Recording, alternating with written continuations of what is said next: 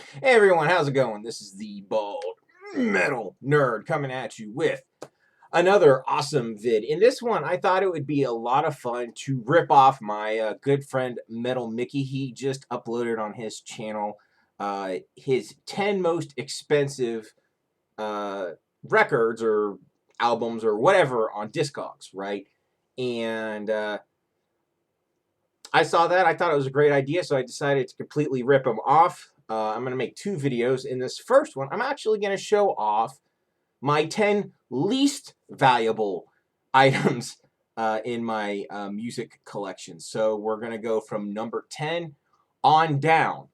And the way I did this is I logged into Discogs and I sorted by max value and sorted by that. So anyway, basically low to high. So number 10 in my collection. In this thing, the maximum amount of money it's ever went for is $3.75. Average is $2. Lowest is like $1. And that is Faith No More's The Real Thing, right? You would think, okay, maybe the lowest priced items in your collection are going to be crap. No, they're not. They can be awesome albums, but if they're common, they're common. They may not have a lot of value, whatever. So this is number 10. Moving on to number 9. Oh, I'm sorry, I may have actually misquoted. The maximum this sold for is $3.75. I just wanted to get that in case I didn't make that clear because these are pretty close to each other. Number 9 is this album, Gravity Kill's self-titled debut. The maximum it's ever sold for is $3.57. The average is $2.38, and the lowest is 98 cents. So there you go. This is not going to be for everyone. If you kind of liked the mid to late 90s industrial, you would enjoy this. If not, you probably wouldn't. Personally, I still dig this a lot even now, even if it's only worth 98 cents. It's 98 cents well spent. Moving on to number 8. This is a pretty well-respected album, actually, I would say. Actually, I think it's considered a stone cold classic. It's just really common. And that is this one, Soundgarden's Bad Motorfinger. The most it's ever went for, I guess there's only been one transaction because the minimum, average, and maximum are all the same. They're all $3.50. So this must not move around a lot on Discogs. There you go, $3.50 for an absolutely great album.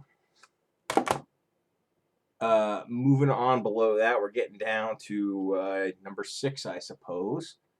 Okay. The most that this album has ever sold for is $3 even. So I guess the next one will probably right below $3. Average appears to be $2.49, and the lowest is $1.98, and that is Beastie Boys' Ill Communication. So, you know, super valuable, obviously. Moving on from that. Oh, no, this one still sold for $3 at maximum. I guess we're at the $3 level for a while. So this next one, also the maximum it's ever sold for is $3. Average is $2.39. Lowest is $90, and that is Soundgarden's Super Unknown. There you go. Okay, now this next album, I don't think anyone will argue that this doesn't belong in the bottom 10. It's probably one of the worst 10 albums in my collection. I think at some point I just need to figure out which albums I have that are just ridiculous and whatever, maybe to make a bottom, like, personal 10 of my collection. I think this one would probably make it. Even though I do enjoy this album. I'm not saying I don't like it. I do like it, but it belongs in the bottom 10. And then as Poison open up and say, most it ever sold for was $3. Average is $2. Average is 97 cents. I'm sorry, the average is $2, lowest is 97 cents. Man, I can't speak correctly.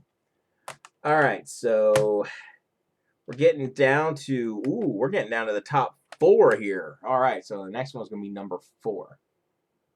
And the most this is ever sold for is $2.75. The average is $2.50, and the lowest is $1 even. And that is, surprisingly, And Justice for All.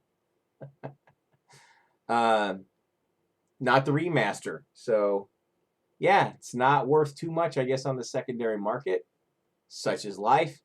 But obviously, I don't know. I'd say this is one of the best metal albums made. I know a lot of people don't like it, but I personally think it's fantastic. Whatever, it's just not worth anything. Such is life. All right, now we're down to the top 3, right? Okay, so the third least valuable item in my collection is a classic rock album from the 70s. And, oh, I guess it's only sold maybe once because low is $2.75, average is $2.75, high is $2.75. $2.75, by the way. Under $3. And that is Aerosmith, Toys in the Attic. I think it's an absolutely great classic rock album, but apparently it's not worth much. All right.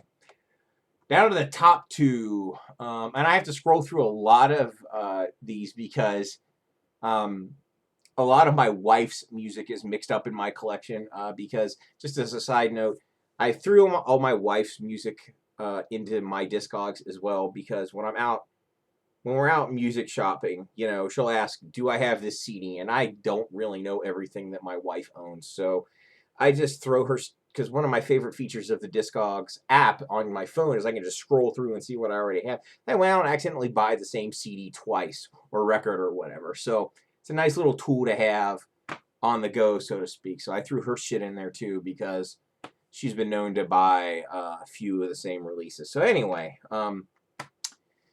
my second least valuable item is Disturbs the Sickness. The most it's ever sold for is $2.25. Average is $2. Lowest is $1.25. Okay, so we've seen a few really bad albums in this. I enjoy that album, but I know it's schlock for a lot of people. But I do enjoy it. And now we're going to get to my number 1 least valuable item in my collection. Is it a shitty album or good or great? Drum roll. The least valuable item in my collection, the most it's ever sold for, is $1.75. The average is $1.08, and the lowest is $1. Is Operation Mindcrime by Queensryche. I think obviously this is a masterpiece, but not a very valuable one, I guess. So that's it for my bottom 10. I don't know what else to say except that's basically it. So I hope you guys enjoyed this. Let me know in the comments below how many of these you have, how much you thought they were worth, how much you would pay for them. Personally, I wouldn't pay giant sums of money for any of them, but I don't regret buying any of these albums. I'm glad they're all in my collection despite their lack of value. It doesn't matter because they're fun to have around and I enjoy listening to them. So that's basically it. I hope you guys like this. As always, live long and prosper. Keep on rocking. See you guys next time.